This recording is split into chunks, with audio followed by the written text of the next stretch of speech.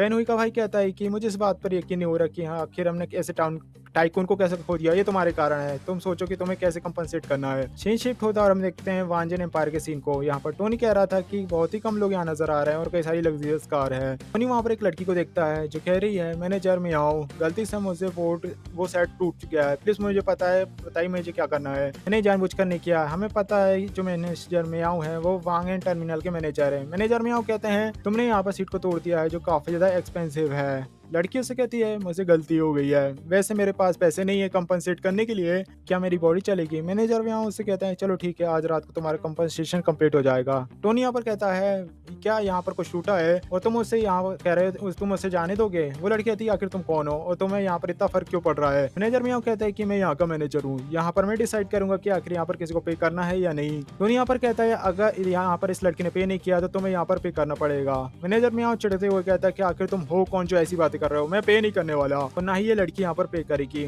मुझे तुमसे कोई फर्क नहीं पड़ता। फिर बिल जो बिल्डिंग के अंदर आ चुका था, रिसेप्शनिस्ट कहती है सर क्या आपको कोई काम है। टोनी यहाँ पर उससे कहता है मेरा नाम है टोनी टाटा बिल, मैं यहाँ पर मैंने सॉन्ग सियान को ढूंढ रहा हूँ। रिसेप्शनिस्ट कहती है मिस्टर टोनी टाटा मुझे फॉलो करिए, कॉन्फ्रेंस रूम में ऑलरेडी मैनेजर सॉन्ग आपका वेट कर रहे हैं। फिर टोनी कॉन्फ्रेंस रूम में आ चुका था। मैनेजर सॉन्ग उनसे कहते हैं यहाँ पर जितने भी एग्जीक्यूटिव हैं वो काफी टाइम से आपका वेट कर रहे हैं। टोनी कह रहा है मुझे लग रहा है यहाँ पर सब कुछ आ चुके हैं। मैनेजर सॉन्ग कहते हैं कि दरअसल मिस्टर टाटा एक सेकंड का वेट करिए, जो मैनेजर ऑफ ऑपरेशन डिपार्टमेंट है मिस्टर मियाओ चैन जो उसके हेड है वो लेट हो चुके हैं, जरूर वो किस काम में बिजी होंगे। टोनी टाटा कहता है कि मुझे कोई भी जल्दी नहीं है, उनको आने दो, इसके बाद मीटिंग स्टार्ट करेंगे। मैनेजर सॉन्ग कहते हैं कि लियो जाओ मैनेजर को लेके आओ। 5 मिनट बाद मैनेजर म्याओ वहाँ पर आते हैं। मैनेजर म्याओ कहते हैं देर से आने के लिए मुझे माफ करना। तभी टोनी टाटा कहता है अच्छा तुम हो मैनेजर म्याओ, तुम मुझे लगता है तुम काफी ज्यादा बिजी हो। मैनेजर म्याओ कहता है कि क्या तुम नए चेयरमैन हो। टोनी टाटा कहता है कि तुम्हें पता है कि मैं कौन हूँ। मैनेजर म्याओ कहता है कि मिस्टर टोनी टाटा मुझे माफ करिएगा, ये मेरी गलती थी कि मैं कंपनसेट करने के लिए तैयार हूँ, प्लीज मुझे एक और अपॉर्चुनिटी दे दीजिए।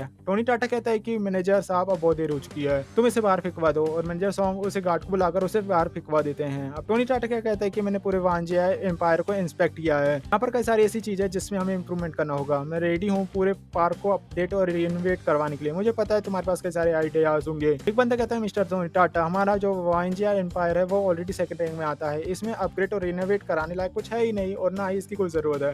टोनी टाटा कहता है कि मुझे सेकंड में रहना पसंद नहीं, मुझे रैंक 1 चाहिए। मैं अगर हमारा ये एम्पायर है वो लार्जेस्ट मरीन वर्ल्ड बने, ये मैं चाहता हूँ। रिनोवेशन के लिए पैसे मैं दूंगा, एम्प्लॉय बढ़ाने के लिए 20% सैलरी भी इंक्रीज करी जाती है और जितने भी मैनेजमेंट के हायर अप्स हैं उनकी 10% इंक्रीज करी जाएगी। सारे लोग खुश हो जाते कहते हैं मिस्टर टोनी टाटा आपका थैंक। अब बिल बाहर आ जाता है, तभी मिशियान मैसेज करती है मिस्टर टोनी टाटा आपके पास एक पेंटिंग पहुंचने वाली है। टोनी कहता है ठीक है मैं घर जा रहा हूँ। फिर एक लड़का मिस बिल को कॉल करता है और कहता है क्या आप मिस्टर टोनी टाटा हो, जो कार आपने बुलाई थी वो आने वाली है। टोनी टाटा सोच रहा है कि एक बार मुझे पेंटिंग मिल जाए फिर मैं रे की बिल्डिंग में जाऊंगा उनकी बर्थडे पार्टी को अटेंड करने के लिए उसके दादा की, मेरे पास टाइम बहुत कम है। टोनी टाटा कहता है कि मेरे पास टाइम बिल्कुल भी नहीं है, जो ऑर्डर्स है तुम किसी के कोर्ट में भेज दो, जो सामान है वो काफी ज्यादा वैल्यूबल है और किसी कोर्ट में पहुंचने के बाद तुम उसे ईस्ट लेक विला के पास ला लेना। टोनी टाटा सोच रहा होता है कि ईस्ट लेक विला में ईना के ग्रैंडफादर का बर्थडे सेलिब्रेट हो रहा है। ईस्ट लेक विला का सीन में दिखाया जाता है जहाँ पर टोनी टाटा आ चुका था। रे टोनी से कहती है फाइनली तुम आ गए। रे टोनी से कहती है क्या तुम कहीं और मुझे नहीं देख सकते। टोनी टाटा से कहता है कि तुम इतने ज्यादा अट्रैक्टिव हो कि मेरा ध्यान एक ही तरफ से आ रहा है। अब रे और टोनी को साथ में देखते कहते हैं कि ये तो मिस रे है ना, दिखने में काफी ज्यादा खूबसूरत है, पता नहीं इनके साइड वाला लड़का कौन है। रे अब अपने ग्रैंडफादर के पास जाती है और कहती है ग्रैंडपा लेट आने के लिए माफ करिएगा। रे के ग्रैंडफादर का नाम था योन किंग। ग्रैंडपा कहते हैं कि कोई बात नहीं रे, तुम पहली बार अपने वर्कफ्रेंड को यहाँ पर लाई हो, मुझे इससे इंट्रोड्यूस कराओ, आखिर ये है कौन। तब यहाँ पर मिस यांग यान आ जाती है, वो कहती हैं तुम तो वही सोलर ड्राइवर हो ना, आखिर तुम रे के साथ क्या कर रही हो। ग्रैंडपा एक ओवर ड्राइवर है, मैंने इसकी कार में ड्राइव कर रखा है, इसकी कंपनी ने इसे एक स्पोर्ट कार दे रखी है और इसका एटीट्यूड बहुत ज्यादा बेकार है, यहाँ तक कि इसने मुझे हैरेस करने का भी ट्राई किया। रे कहती है आखिर तुम ये क्या कह रही हो। अब यहाँ पर ग्रैंडपा गुस्सा करते हैं और कहते हैं मुझे यकीन नहीं हो रहा है ये बंदा ऐसा भी कर सकता है। रे कहती है ग्रैंडपा टोनी के पास अपनी खुद की लैम्बोर्गिनी जोनीसिंस एडिशन कार है, ये केवल एक अपनी लाइफ का एक्सपीरियंस करने के लिए सोलर ड्राइवर का काम कर रहा है। टैंगजन कहती है रे तुम बहुत ज्यादा गधी हो, जो अमीर बंदों के बच्चे होते हैं वो ज्यादा क्लब में पार्टी किया करते हैं, आखिर कौन ऐसे लाइफ को एक्सपीरियंस करने के लिए ड्राइवर बनता है। तभी साथ वाली लड़की कहती है कि तुम लोगों को आर्ग्यू नहीं करना चाहिए, थोड़ी देर बाद तुम्हारे कजन का फ्यूचर हस्बैंड आने वाला है, फिर देखेंगे ये बंदा सच्चा है या झूठा। थोड़ी देर बाद त्यांगजन का बॉयफ्रेंड आ चुका था। त्यांगजन कहती है ये मेरा नया बॉयफ्रेंड है और मेरे में फ्यूचर हस्बैंड भी है, इसका नाम है फू जैन पेन, ये सोलर ड्राइवर एजेंसी में एजेंट है। जैन पिंग कहती कहता है कि लास्ट मंथ हमारी कंपनी ने कुछ लग्जरी कार्स को बाय किया है। हो सकता है ये आदमी जो है टोनी टाटा ये एक ऑर्डिनरी ड्राइवर है और कंपनी इसकी कार का यूज करके लड़कियों को इंप्रेस करता है। इस चीज के बारे में मैंने हेडक्वार्टर को इन्फॉर्म कर दिया है। अब यहाँ पर तैंजन कहती है कि मुझे कभी नहीं लगा था रे तुम कभी ऐसे स्कैम में फंस जाओगी। रे के फादर कहते हैं आखिर यहाँ पर चल क्या रहा है। रे कहती है डैड मैं आपसे कह रही हूँ ना आप मेरी बात को एक्सेप्ट करिए, ये कोई स्कैमर नहीं है। ग्रैंडपा कहते हैं कि रे अभी तुम बच्ची हो, इस बंदे ने तुम्हें यहाँ पर उल्लू बना दिया है, मैं इसका पार्टी में वेलकम नहीं कर रहा। और तभी हम देखते हैं वहाँ पर एक कार रुक दिया है। जो लोग बाहर खड़े होते हैं वो कहते हैं क्या यहाँ पर मिस्टर टाटा है। तभी टोनी कहता है मैं यहाँ पर हूँ। अब वो लड़की जो टोनी के पास आती है और कहती है वो आपकी 175th एनर्जी एनिवर्सरी वॉच है जो आपने हमारे शो से मंगवाई थी। वॉच को देखते हुए सारे लोग कहते हैं ये तो 175th रोलेक्स वॉच है। फू चैन पेन कहता है इस वॉच की कीमत है $10 बिलियन। आखिर इस बंदे ने कैसे खरीदा। त्यानजिन कहती है मुझे लगता है कि मैंने कोई मिस्टेक कर दिया है। टोनी कंपनी के बंदों से बात करता है कि कैसे तुमने अपना काम अच्छे से किया, तुम लोग यहाँ से जा सकते हो। वहाँ पर सारे लोग कहते हैं कि मिस्टर रियोन किंग आपके पोते ने बहुत अच्छा हस्बैंड ढूंढा है, इतने पैसे वाला लड़का बहुत मुश्किल से मिलता है, ऐसे लड़कों को फंसाने के लिए काफी ज्यादा टैलेंट की जरूरत है। ग्रैंडपा कहते हैं कि आप लोगों का थैंक्स। फिर वो त्यानजिन से कहते हैं कि तुमने यहाँ पर मिस्टेक करी है, तुम्हें बिल से माफी मांगनी चाहिए। फिर हम देखते हैं एक लड़की जो पहले वाली थी वो कहती है ये गलत फहमी थी, आखिर हम माफी क्यों मांगे, ये लड़का बहुत ज्यादा अमीर और पावरफुल है, इससे पक्का रीटा से कोई भी इम्पैक्ट नहीं पड़ता होगा, थोड़े टाइम बाद ये रीट को छोड़ देगा। रे कहती कि जिन लोगों के हाथ अंगूर नहीं लगते वो यही कहते हैं कि वो अच्छे नहीं है। अब आंट कहती कि रे अपनी आंखों को खोलो, मुझे लगा था ये वॉच है वो ग्रैंडपा के लिए बर्थडे गिफ्ट होगा, लेकिन इस लड़के ने इसे खुद पहन लिया, ये बर्थडे में आया लेकिन गिफ्ट लेकर नहीं आया। त्यानजिन कहती कि मेरी माँ बिल्कुल सही कह रही है, हमारी फैमिली से जैनपिंग है उसने ग्रैंडपा के लिए गिफ्ट लाया है जिसकी तैयारी वो 1 महीने पहले से कर रहा था। जैनपिंग जरा ग्रैंडपा का गिफ्ट लेकर आओ। जैनपिंग जाते हुए कहते हैं कि मैंने सुना है ग्रैंडपा को ओल्ड चीजें पसंद है, ये कुछ कॉपर कॉइन का सेट है जो किंग डायनेस्टी का समय का है, इसे ढूंढने में मुझे काफी ज्यादा मेहनत लगा है, काफी ज्यादा कॉस्टली, इसकी आज की वैल्यू $18 बिलियन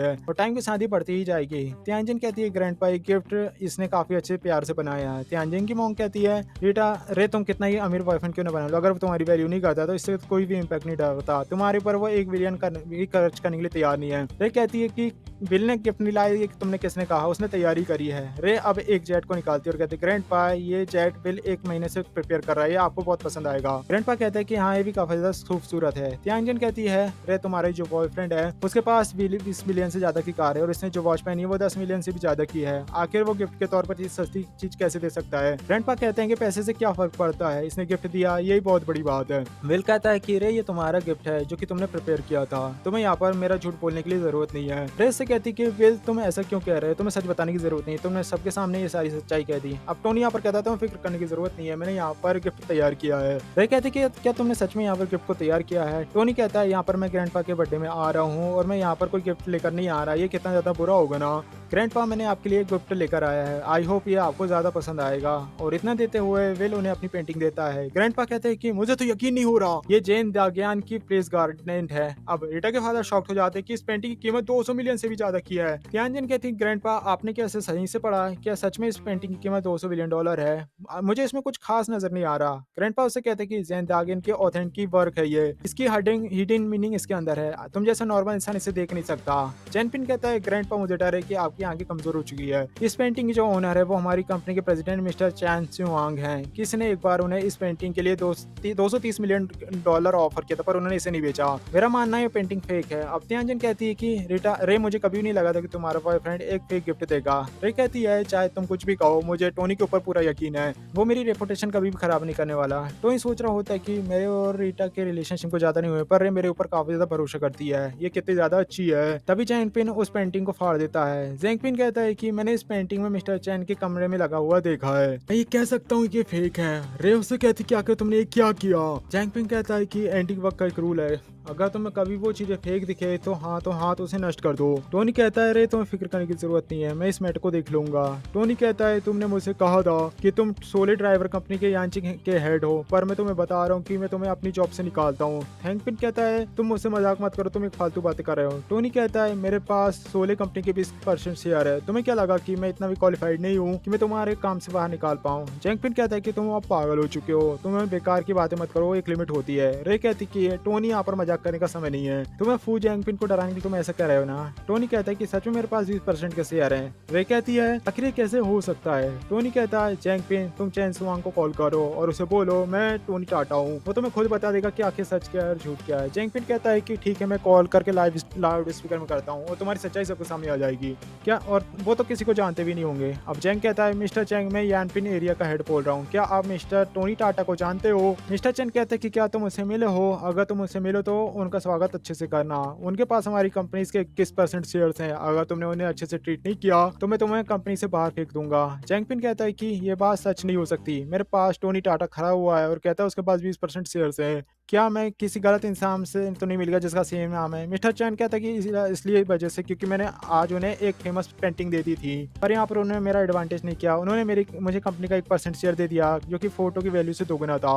जैंगपिन के हाथों से फोन गिर जाता है, वह हैरान हो जाता है। टोनी टाटा कहता है कि मैं सोले ट्रेवल एजेंसी का सबसे बड़ा शेयर होल्डर हूँ और मैं तुम्हें काम से बाहर निकालता हूँ। त्यानजान कहती है प्लीज आप ऐसा मत करो, आज ग्रैंडपा का बर्थडे है, तुम्हें हमारे साथ ऐसा नहीं कर सकते। अब त्यानजान की मॉम कहती है कि तुम रे के बॉयफ्रेंड हो, हम भी उसकी फैमिली है, हमारा थोड़ा लिहाज रखो। टोनी कहता है अगर यहाँ पर रे की अगर कोई रिक्वेस्ट हो तो मैं उसके लिए कुछ भी कर सकता हूँ, पर मैं तुम्हारे लिए कुछ भी नहीं करने वाला। अभी यहाँ पर ऐसी हालत को देखते हुए ग्रैंडपा नाराज हो जाते हैं पेंटिंग को देखते हुए। टोनी कहता है वैसे तुमने मेरी पेंटिंग को बर्बाद कर दिया, इस पेंटिंग की कीमत है $200 मिलियन, मुझे बताओ तुम इसे कैसे पे करोगे। जैंगपिन कहता है कि मिस्टर टोनी टाटा मुझे नहीं पता था कि आखिर ये कौन सी पेंटिंग है, प्लीज मुझे थोड़ा टाइम दे दीजिए। टोनी टाटा कहता है कि तुम कोई भी बहाना मत मारो, मुझे लगता है कि पुलिस अब हमें बुलानी ही होगी। जैंगपिन कहता है कि त्यानजे मेरी हेल्प करो वरना मैं नष्ट हो जाऊंगा। त्यानजिन कहती है कि तुम कह रहे हो कि मैं तुम्हारा डेप पे करूं, एक बात ध्यान रखना आज से हम एक दूसरे को कभी नहीं जानते एक दूसरे को। जैंगपिन त्यानजे का पैर पकड़ता है, मुझे मत छोड़ो, मैंने तुम्हें हमेशा अच्छे से ट्रीट किया है और आज मैं दिक्कत में हूँ तो तुम मुझे छोड़ रही हो। यानजे कहती है कि मुझसे दूर हटो, मेरे कपड़े खराब मत करो।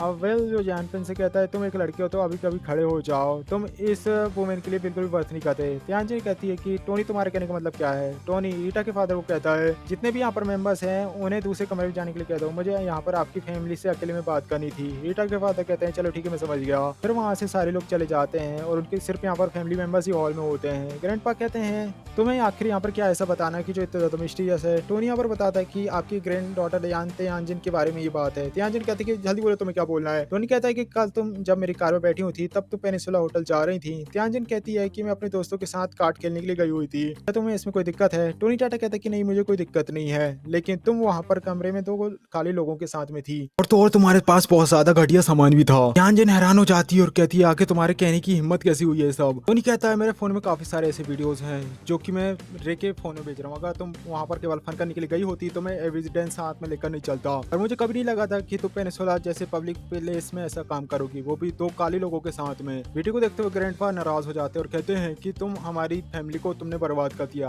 त्यानजिन कहती है कि ग्रैंडपा मेरी बात को सुनिए, मैं होटल गई थी 2 काले लोगों के साथ में, पर वहाँ पर केवल बिजनेस की बातें कर रहे थे हम। तभी ग्रैंडपा त्यानजिन को थप्पड़ जड़ते हैं, कहते हैं आके तुमने कहा था कि तुम कार्ड खेलने के लिए गई थी और अब तुम कह रहे हो बिजनेस करने के लिए गई थी, मुझे पता है तुम वहाँ पर क्या करने के लिए गई थी, मैं केवल ओल्ड हुआ हूँ पागल नहीं हूँ। और त्यानजिन की मॉम कहती है डैड वो पक्का में एक लड़का हमारी दुश्मनी निकाल रहा है और त्यानजिन पर झूठे आरोप लगा रहा है। बेटा के फादर कह रहे हैं आखिर तुम कैसी फालतू बातें कर रही हो, वो तो अच्छी बात है कि विल ने इस टोनी के पास जो वीडियो है वो उसी के पास में, अगर किसी और के हाथ में लग जाएगी तो हमारी फैमिली किसी को मुंह दिखाने लायक नहीं बचेगी। टोनी कहता है कि मुझे आपकी फैमिली अफेयर्स में ज्यादा इन्वॉल्व नहीं होना है, ठीक है मैं यहाँ से चलता हूँ। और फिर टोनी जो बाहर आ चुका था रे उससे कहती है टोनी तुम्हारा थैंक्स, तुमने इतना महंगा गिफ्ट लाया, सच में काफी खास चीज थी मेरे लिए। टोनी कहता है ये तो काफी बुरी बात है कि ग्रैंडपा को ये नहीं मिला, याद रखना फ्यूचर में तुम्हें मेरे लिए ऑर्डर्स करने होंगे। ये कहती कि इसने मेरे लिए इतना सब कुछ किया है, अगर कोई और होता तो पता नहीं मुझसे क्या क्या मांग लेता, पर ये तो मुझे सिर्फ कल ऑर्डर्स करने के लिए कहा गया है। विल कह रहा था मुझे बर्थडे पार्टी में बहुत ज्यादा मजा है, काश मुझे नया ऑर्डर मिल जाए। तभी वहाँ पर बिल को एक ऑर्डर मिलता है। सीन शिफ्ट होता है, हम देखते हैं यू आन नाम की एक लड़की को जो कह रही थी लड़के को यू तुम यहाँ पर क्या कर रहे हो। यू कहता है आज तुम स्कूल लेकर मैं जाऊंगा, मेरे डेट ने एक नई कार खरीदी है। यूआन कहती है मुझे इसमें कोई भी इंटरेस्ट नहीं है, मैंने जो कैब बुलाया है वो जल्दी यहाँ पर आती होगी। यू कह रहा है कि तुम हमारी यूनिवर्सिटी की फाइनेंस की सबसे सुंदर लड़की हो, तुम आखिर एक कैब में कैसे जा सकती हो, तुम्हें मेरी कार में आना चाहिए। युआन कहती है मैं तुम्हारे साथ में नहीं जाना चाहती, मुझे यहाँ से जाने दो। फिर यहाँ पर बिल आ जाता अपनी कार को लेकर। टोनी कहता है क्या आप 4th 8 9 एंड मिस युआन है। युआन कहती है हाँ ये मेरे फोन के आखिरी 4 नंबर है, पर तुम्हें ये कैसे पता? अब टोनी कहता है कि मैं एक सोलर ड्राइवर हूँ, आप मेरी कार में आ जाइए। हारुई कहता है युआन क्या ये वही कार है जो तुमने बुलाई है? अब युआन कहती है कि मैंने हाँ ये वही कार है, तुम मुझसे दूर हो जाओ। वो कार में बैठ जाती है। युआन कहती है बिग ब्रदर आपके पास एक स्पोर्ट कार है, आखिर आप एक सोलर ड्राइवर के तौर पर काम क्यों कर रहे हो? टोनी कहता है इससे कोई भी फर्क नहीं पड़ता आप कौन सी कार ड्राइव करते हो, जरूरी बात यह है कि आपको खुद के दम पे पैसे कमाना चाहिए। युआन कहती है आप तो काफी अच्छे हैं, नॉर्मली जिन बंदों के पास इतना पैसा होता है वो इतना ज्यादा दिमाग नहीं लगाते। फिर टोनी कहता है आपकी स्कूल आ चुकी है। युआन कहती है क्या मैं आपको वी चैट में ऐड कर सकती हूँ? टोनी कहता है वी चैट में ऐड करना है तुम्हें, पर क्यों? युआन कहती है कि क्या आपको लव एट फर्स्ट साइट पर भरोसा है? टोनी कहता है हैरान हो जाता है और कहता है क्या लव एट फर्स्ट साइट? तुम अभी काफी ज्यादा इनोसेंट लड़की हो, तुम्हें नहीं लगता कि मैं बुरा इंसान हो सकता हूँ? टोनी जाते हुए सोच रहा था कि आज की लड़की कितनी ज्यादा इनोसेंट होती है ना, वो किसी को भी अपनी वीचैट आईडी दे देती हैं, पर ये इनके लिए बिल्कुल भी ठीक नहीं होता। तभी टोनी को सॉन्ग वैन का कॉल आता है। वैन हुई कहती है कल मुझे काम पे जाना है, क्या तुम मुझे लेने के लिए आ सकते हो? टोनी कहता है कि क्या तुम अब पागल हो चुकी हो? यहाँ पर तुम्हारे पास $20 मिलियन आ चुके हैं मेरे कार को रिपेयर करने के लिए, क्या तुम चाहती हो कि मैं कल तुम्हें लेने के लिए आऊँ? वैन हुई कहती है वैन हुई तुम्हारा ब्रदर इन लॉ है, फैमिलीज में ऐसे मजाक चलते रहते हैं, हम सिर्फ तुम्हारा यहाँ पर टेस्ट ले रहे थे, तुमने हमारा फैमिली टेस्ट पास कर लिया है, अब से हम बॉयफ्रेंड और गर्लफ्रेंड बन चुके हैं। टोनी जो परेशान हो चुका था और कहता है सपने देखने बंद करो, अगर तुमने मेरे पैसे पे नहीं करे तो मैं तुम्हें कोर्ट में बुलवाऊंगा। टोनी सोच रहा होता है कि मेरे इतने मना करने के बाद भी इन लोगों को ये बात समझ नहीं आ रही है। फिर चीन शिफ्ट होता है, हम देखते हैं हाना को। हाना जो बिल को देखती है और कहती है आप मुझे मिल गए, ये तो कितना ज्यादा कोइंसिडेंट है ना। हाना कहती है बिल क्या तुम फार्मूला वन इंटरनेशनल सर्किट जा रहे हो? हाना कहती है कि ऑफिशियल्स ने वहाँ पर इवेंट रखा है, वहाँ पर लाइव स्ट्रीम करने वाली हूँ, मुझे काफी मुश्किल से वहाँ पर जाने का चांस मिलता है। वैसे बिल यहाँ पर कुछ फूड लेकर आई हूँ आपके लिए, आप मुँह खोलो मैं आपको खिलाती हूँ। खाते हुए बिल कहता है ये तो कितना ज्यादा अच्छे लग रहे हैं। हम देखते हैं फार्मूला वन रेसिंग सर्किट के सीन को। टोनी कहता है मैं अभी जाकर देखता हूँ आखिर अंदर क्या चल रहा है। जैसे ही वो अंदर जाता है हाना कहती है ये लोग आपस में फिर से फाइट कर रहे हैं। टोनी कहता है क्या तुम इन दोनों को जानती हो? हाना कहता है कि यहाँ पर जो लड़की है इसका नाम है रैंग जी जुआन, ये वहीं जो लड़का है वो है सन वू ही, ये दोनों ही बहुत ज्यादा पॉपुलर एंकर्स हैं। मैं इनसे पूछती हूँ आखिर क्या चल रहा है। हाना आगे जाती है और पूछती है यहाँ पर आखिर चल क्या रहा है? सोनरू कहता है कि आखिर यहाँ पर क्या होगा? मिसरन चाहती है कि हम दोनों यहाँ से चले जाएं। मिसरन कहती है कि आखिर तुम्हारे कहने की हिम्मत क्या हुई, मैं तुम दोनों को यहाँ से बाहर नहीं निकाल रही। यहाँ के ओनर ने कहा कि यहाँ पर केवल एक ही एंकर चाहिए, दूसरे एंकर यहाँ पर अलाउड नहीं है। हाना कहती है अगर ऐसी बात है तो आखिर हम लोग यहाँ पर क्या करेंगे? सानरुई कहता है कि पक्का मिसरन ने मिस्किन से बात करी होगी ताकि वो हमें यहाँ से बाहर निकाल सके। मिसरन कहती कि मैं यहाँ पर अकेले ब्रॉडकास्ट करती तो ये मेरे लिए काफी अच्छा रहता, वैसे भी तुम लोगों के साथ मुझे ब्रॉडकास्ट नहीं करना। तब यहाँ पर एक लड़की आती है और कहती है सिस्टर रिन हमारा काम हो गया है, हम इन वर्किंग कार्ड को पहनकर अंदर आ सकते हैं, मिस्टर विगन आपका वेट कर रहे हैं। मिसरन वहाँ से जाती है और कहती है मैं अब यहाँ पर अकेले ब्रॉडकास्ट करूंगी, मुझे काफी ज्यादा फायदा होगा, तुम लोग यहाँ से वापस चले जाओ। हाना कहता है कि सन मिसरन के साथ मिस्टर किम का सपोर्ट है, हम इनसे कॉम्पीट नहीं कर सकते। डानरोई कहता है कि हमें यहाँ से चलना चाहिए, आखिर हम लोग यहाँ पर आखिर कर भी कह सकते हैं, पर मुझे यहाँ पर बहुत गुस्सा आ रहा है। तब यहाँ पर टोनी आता है और कहता है तुम लोगों को जाने की कोई भी जरूरत नहीं है, तुम यहाँ तक आए हो तो तुम्हें कुछ मिलना भी चाहिए। मिसरन कहती कि तुम कौन हो जो यहाँ पर अब इतना मुंह चला रहा है, अगर तुम मिस्टर किन सॉस के सामने आओगे तो तुम बिल्कुल नहीं बचोगे। टोनी कहता है अगर ऐसी बात है तो तुम्हें यहाँ पर उन्हें बुलाना चाहिए, मैं देखता हूँ कि आखिर वो मुझे कैसे मारेगा। हाना कहती है कि बिल यहाँ पर गुस्सा मत करो, वैसे भी अब हम ब्रॉडकास्ट नहीं कर रहे हैं, हमें यहाँ पर गुस्सा नहीं करना चाहिए, इन लोगों को जाने देना चाहिए। टोनी कहता है तुम दोनों अंदर जाओ और ब्रॉडकास्ट करो, इस बात की पूरी गारंटी है। सनरुई कहता है हाना ये जो तुम्हारा दोस्त है उसके बैकग्राउंड काफी बड़ा है क्या? हाना कहता है कि मुझे भी नहीं पता,